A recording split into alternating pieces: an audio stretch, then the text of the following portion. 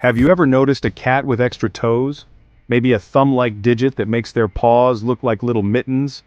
That's not just a quirky accident of nature, it's called polydactyly, and it hides a surprisingly rich story, tangled up in genetics, seafaring legends, and even a certain literary icon's home in Key West. Polydactyl cats, sometimes called Hemingway cats, aren't a specific breed. They're cats with a genetic mutation, a simple one really, that gives them more than the usual 18 toes. Normally a cat has 5 toes on each front paw and 4 on each back paw, but a polydactyl cat? They might have 6, 7 or even more toes, usually on their front feet, and trust me, those extra digits aren't just cosmetic. Some cats use them like thumbs, opening doors or picking up toys with uncanny dexterity. So how did these mitten-pawed felines end up famous? The story goes all the way back to sailors in the 18th and 19th centuries. Seafarers believed polydactyl cats had better balance and were better mousers, essential skills on a ship packed with food and supplies. These sailors carried polydactyl cats across the Atlantic.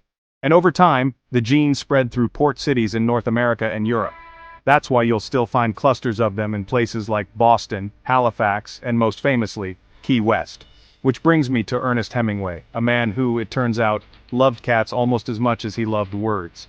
In the 1930s, a ship's captain gifted Hemingway a white polydactyl kitten, which he named Snow White. The writer fell in love. Soon, his Spanish-style house in Key West was teeming with cats, many of them polydactyl, lounging in the sun or curled up in his writing studio. To this day, more than 50 cats, about half of them polydactyl, roam Hemingway's old home, now a museum. They're so much a part of the house's identity that Hemingway cat is just as familiar to some folks as Old Man and the Sea. But why do we find these cats so charming? Maybe it's the way their extra toes make them look a little awkward, a little special, or maybe it's that they carry a secret history, one that connects us to old sea stories, to literary legends, and to the mysterious ways one tiny mutation can ripple through generations. So the next time you see a polydactyl cat, give them a second look.